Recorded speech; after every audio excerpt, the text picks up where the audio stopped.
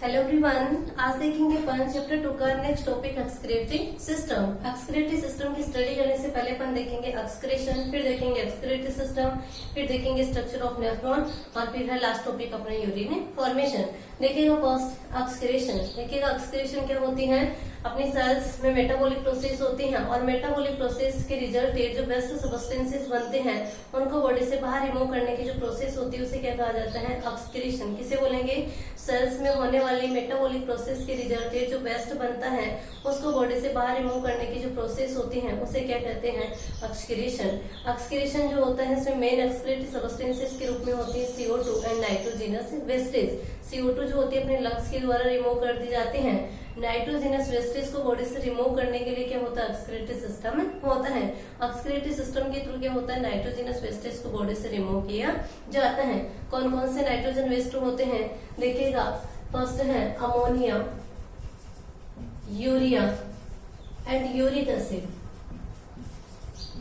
कौन कौन से हैं, ammonia, urea and uric acid. First देखिएगा अमोनिया, वे एनिमल्स जिनके द्वारा एक्सक्रीटरी सब्सटेंसेस के रूप में या नाइट्रोजनस वेस्ट के रूप में अमोनिया का एक्सक्रीशन किया जाता है उन एनिमल्स को क्या कहते हैं, अमोनोटेलिक।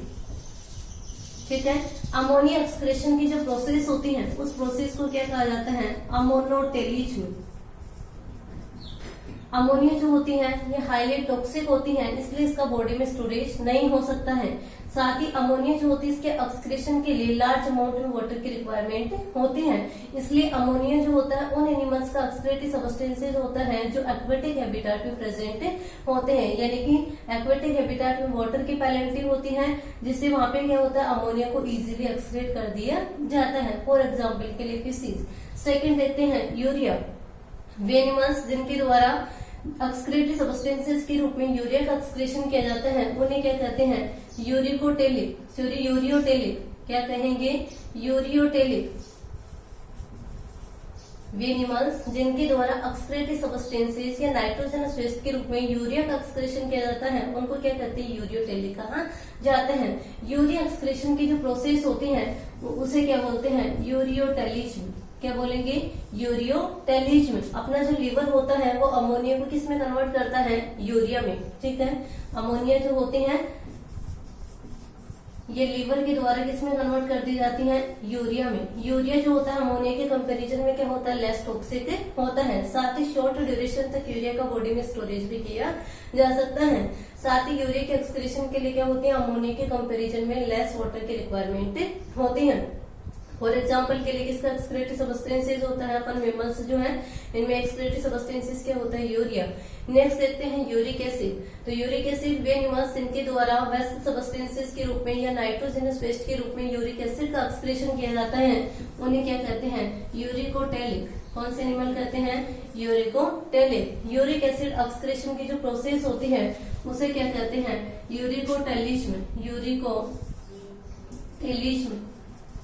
यूरिक एसिड जो होता है ये क्या होता है, लेस टॉक्सिक होता है और इसके एक्सक्रीशन के लिए क्या होती है, बहुत ही कम क्वांटिटी में वाटर की रिक्वायरमेंट होते हैं।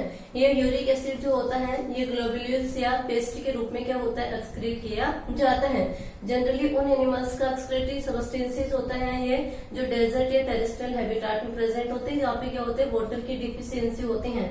और वो यूरिक एसिड के एक्सक्रीशन के लिए क्या होती है, बहुत ही कम क्वांटिटी में वाटर की रिक्वायरमेंट होती है, इसलिए इजीली क्या होता है, यूरिक एसिड को ड्रॉपलेट्स या ग्लोबुल्स या पेस्ट के फॉर्म में क्या होता है, इसे एक्सक्रीट कर दिया जाता है। तो ये नाइट्रोजन वेस्ट हो जाएंगे। ठीक है, इंपॉर्टेंट यहाँ पे ध्यान रखना कि अमोनोटेलिक से बोलेंगे, वे एनिमल्स जिनके द्वारा नाइट्रोजन वेस्ट के रूप में अमोनिया का एक्सक्रीशन किया जाता है उन्हें अमोनोटेलिक, जिनके द्वारा यूरिया एक्सक्रीट किया जाता है उनको यूरियोटेलिक, और जिनके द्वारा यूरिक एसिड का एक्सक्रीशन किया जाता है वो कौन से होते हैं, यूरिकोटेलिक होते हैं। एक्सक्रीशन कंप्लीट होता है। नेक्स्ट देखते हैं अपन एक्सक्रीटरी सिस्टम। देखिएगा ह्यूमन का एक्सक्रीटरी सिस्टम जो होता है वो 1 pair kidney, 1 pair ureter, urinary bladder and urethra से कंसिस्ट होता है। देखिए क्या होते हैं,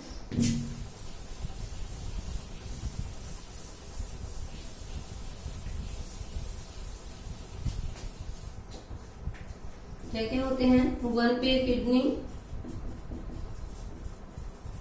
प्लस 1 पेयर क्या होती हैं, ureter, urinary bladder and urethra. देखिए ना, इसको समझने से पहले अपन समझ लेते इसकी स्ट्रक्चर। देखिए पहले से इजीली समझ में आ जाएगा आपको।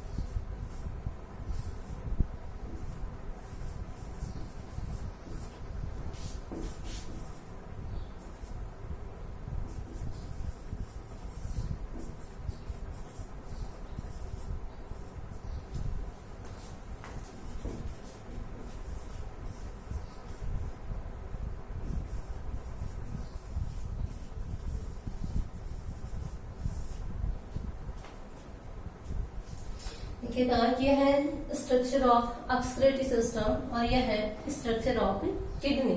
देखिएगा एक्सक्रीटरी सिस्टम की स्ट्रक्चर कौन कौन से पार्ट देखेंगे अपन इसमें। किडनी, वन पेयर किडनी होती है, one pair ureter, urinary bladder and urethra. देखिएगा फर्स्ट आते हैं अपन किडनी पे। किडनी जो होती है वो मेन एक्सक्रीटरी ऑर्गन होती है। किडनी जो होती है इसकी शेप कैसी होती है, बीन शेप। कैसी होती है ये, बीन शेप स्ट्रक्चर होती है। साथ ही कैसी होती है, डार्क ब्राउन कलर की होती है। नेक्स्ट अपन बात करें इसकी पोजीशन की। देखिए किडनी की पोजीशन देखिए कहाँ पे लोकेटेड होती है।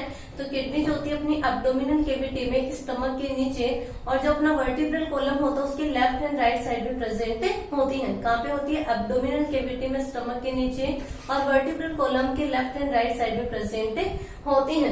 लेफ्ट किडनी जो होती है वो राइट किडनी के बजाय थोड़ी क्या होती है, सुपीरियर होती है। थोड़ी लेफ्ट किडनी को ऊपर बनाना है। क्यों होती है सुपीरियर, देखिएगा राइट साइड में क्या होता है, इस राइट किडनी के जस्ट ऊपर क्या होता है, लीवर होता है। तो यहाँ पे लीवर आ जाने की वजह से राइट किडनी जो होती है थोड़ी नीचे की ओर होती है, जबकि लेफ्ट किडनी क्या होती है, थोड़ी ऊपर की ओर होती है। स्ट्रक्चर कैसी होती है, बीन शेप स्ट्रक्चर होती है।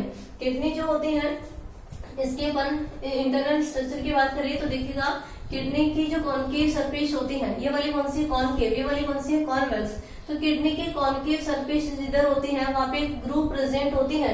इस ग्रुप को क्या बोला जाता है, रीनल हाइलम। ये वाली जो ग्रुप होती है किडनी के कॉनकेव साइड की और एक ग्रुप प्रेजेंट होती है, इस ग्रुप को क्या कहते हैं, रीनल हाइलम।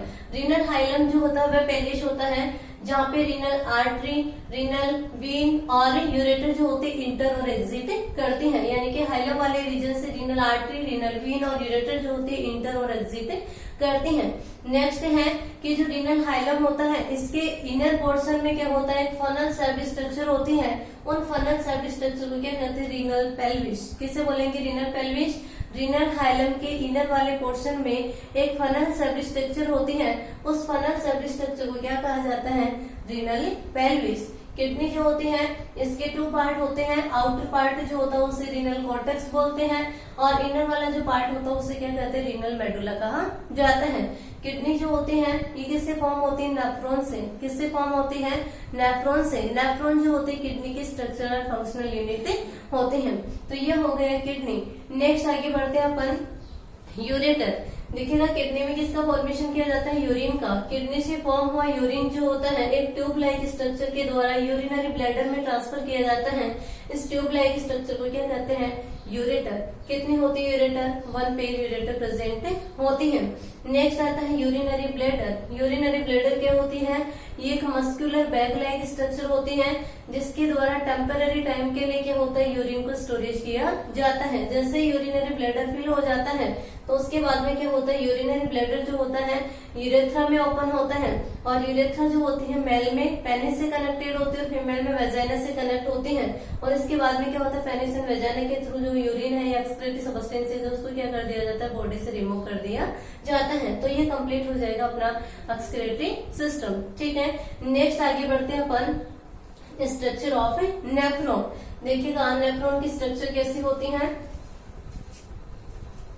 इसको रफ कर देते हैं। नेफ्रॉन क्या होती है, किडनी की स्ट्रक्चरल एंड फंक्शनल यूनिट होती है।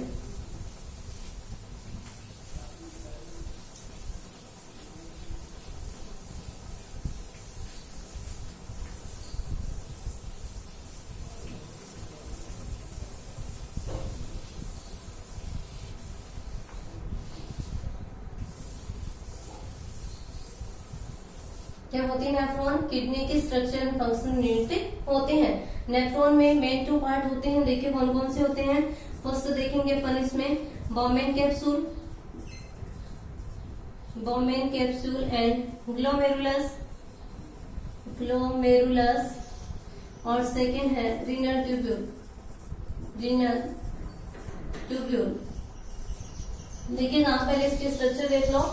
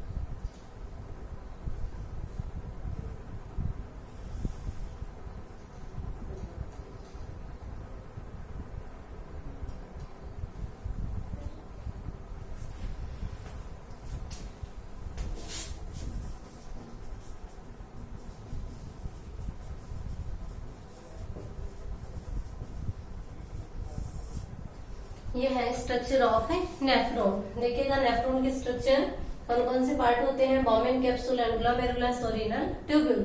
देखिएगा first Bowman capsule and glomerulus. Bowman capsule क्या होती है, इसमें एक double wall cup like structure होती है। इस कप लाइक स्ट्रक्चर को क्या बोला जाता है, बॉमेन कैप्सूल। ये वाली कप लाइक स्ट्रक्चर दिख रही है, ये कप लाइक स्ट्रक्चर क्या होती है, बॉमेन कैप्सूल होती है।